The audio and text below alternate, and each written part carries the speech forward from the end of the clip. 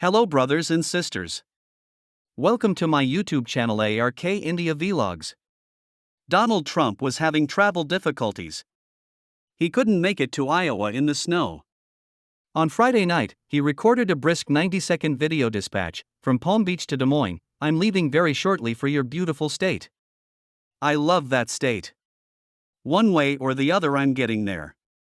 You have the worst weather, I guess, in recorded history, he said. It's gonna be a little bit of a trek. Nobody knows how exactly we're going to get there, but we're going to figure it out, and we wouldn't miss it for anything.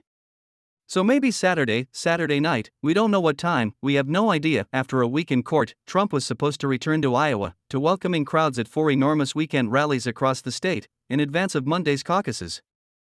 I had hoped to attend, but it seemed that the snow might strand him in Florida, and I'd be watching a tele-rally from my hotel room. Despite Trump's mammoth lead in the Iowa polls, he hovered around 50%, Nikki Haley polled at around 20%, and Ron DeSantis at about 16%. The former president had told his supporters to pretend you're 1 point down. The previous weekend, in classic 2-hour Trump riffs at Iowa rallies, he had reminded packed auditoriums that they needed not just a win but a thundering victory. He was trying to move on from the letdown of 2020. We had that thing happen with the election last time. We can't let that happen again, or this country is finished. The weather in Iowa was already not great, but people queued outside for 6 hours, then waited inside for 3 more for Trump to take the stage. When we win, I always like to say if, not when, because I don't want to jinx it, you understand? I've seen what they can do, he said. He reminded the crowd that he's been indicted more times than Al Capone in Scarface. Still, our people, they're not gonna stay away, they're gonna walk on glass. Last Monday, in Des Moines, I went to a morning prayer in the rotunda of the state capitol, to mark the opening day of the Iowa legislative session. This government, this capital, is a vehicle for salvation, Bob Vander Plaats, the head of the family leader, said after the introductory prayer and call to worship. We are in desperate need of a savior. It was 1 week before the Iowa caucuses, and Vander Plaats, whose organization's remit is to encourage the election of Christ-like leaders, had for months been prophesying about the candidate's capacity for righteous leadership. We'll be going out in below zero weather on caucus night to look for somebody, he told the group. Be on your guard. Don't cave to popular opinion. In the Capitol Rotunda, Vander Plaats stood next to a registration table for the Iowa 99-county Bible reading marathon. Trump wants to dominate the caucus and say, "It's over, nobody can beat me, I'm the nominee," he said. And Trump's victory did seem like a fait accompli. My pulse does not meet the polls, Vander Plaats, who had endorsed DeSantis, said.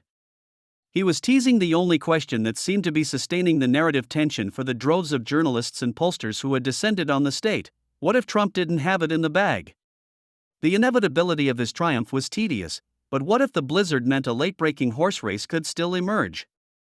The winner of the Iowa caucuses is seldom the party's nominee in the general election, but, insofar as the contest is described as a weather vane, this year it matters a lot to Trump as the first official test of whether his people really want him back. His Iowa lead is 27 points short of his national lead, and he has won the caucuses only once before. This cycle, the Trump campaign wanted to project self-assurance but not complacency. His legal troubles both bolstered his appeal and drew his attention away from the state. In the lead-up to the caucuses, he was back and forth between the campaign trail in Iowa and court dates in New York and D.C.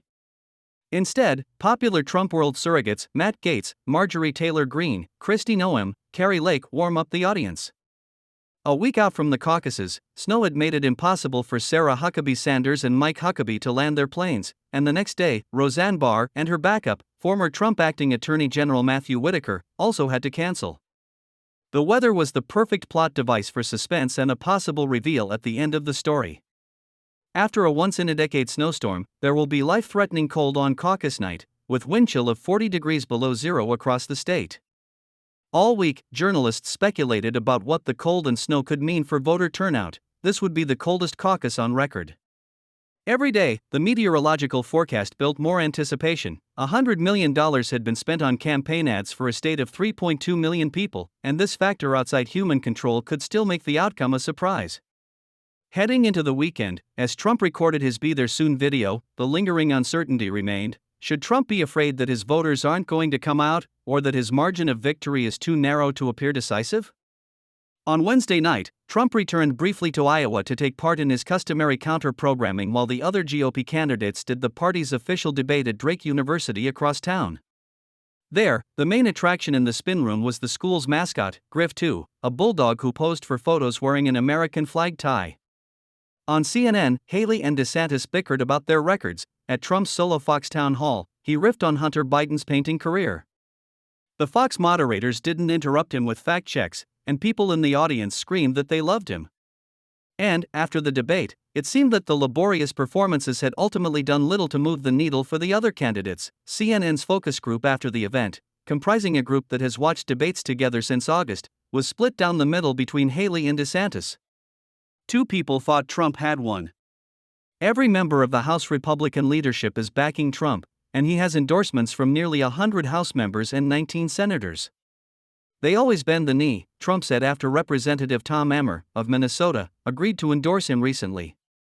Even New Hampshire's governor, Chris Sununu, an enthusiastic Haley endorser who's been campaigning with her, has said that he'd have no problem supporting Trump as the Republican nominee if he were a convicted felon. That shouldn't shock anybody, he said. There's no question. On Thursday morning, while Trump was in court in New York, Ben Carson stumped for him at Grace Baptist Church in Marion, Iowa, as part of the Team Trump Iowa Faith Tour. On my way, I saw cars and trucks that had skidded off the road in the storm scattered throughout snowbanks, overturned and draped in caution tape. The church parking lot was full, an Israeli flag flew alongside the American flag.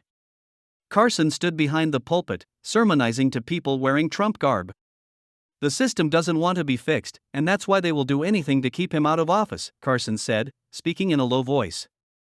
So, be looking for dirty tricks, because they will be coming up with all kinds of things. But you know what? God is in charge. And he sets up leaders and he takes down leaders. The crowd applauded. Carson did an imitation of Joe Biden trying to find his way off the stage. I actually feel sorry for the man, he said. Carson framed the contest of the caucuses as the deep state against Donald Trump, sort of like David and Goliath in the Bible. When Carson's phone rang in his suit pocket mid-speech, he said, "It's the FBI calling me to say, you can't talk about this stuff." The refrain of his remarks was, "We need to bring our faith back. Since America has become more secular," he said, "it's just downward spiraling." He pitched a revival of faith and a revival of Trump. Keep him in prayer, bring Donald Trump back. Yes, sir, someone shouted from the pews. We're all part of an army that is designed to bring this country back, Carson said. Iowa's evangelical bloc, which usually stuck with traditional conservative candidates in the caucuses, Huckabee, Rick Santorum, Ted Cruz, has now assembled behind Trump. Instead of feigning traditional godliness, Trump casts himself as a warrior for Christians. At recent events, Trump has been playing a trippy spiritual video called God Made Trump, which states God gave us Trump, and Trump is a shepherd to mankind. After Carson's remarks, I stood in a pew with Joel Tenney, who wore a white hat with Trump Caucus Captain in gold letters. I love Trump, his tenacity and his fearlessness, his fierceness, Tenney, a missionary and an international evangelist, told me. My family was all behind Ted Cruz in 2016, and they've all come over to Trump in the end. He went on, when we look at the Bible, we see people like Peter, the chief of the apostles. He was called Satan by Jesus himself. And he cut off a soldier's ear, right? So, if Peter was running for office, he wouldn't be electable. If Jesus were running for office in the United States, maybe he wouldn't be electable either. He paused. I think we're just looking for a competent leader, somebody that has a proven track record to lead well. Adrian Robinson, in a red Trump hat over his dreadlocks.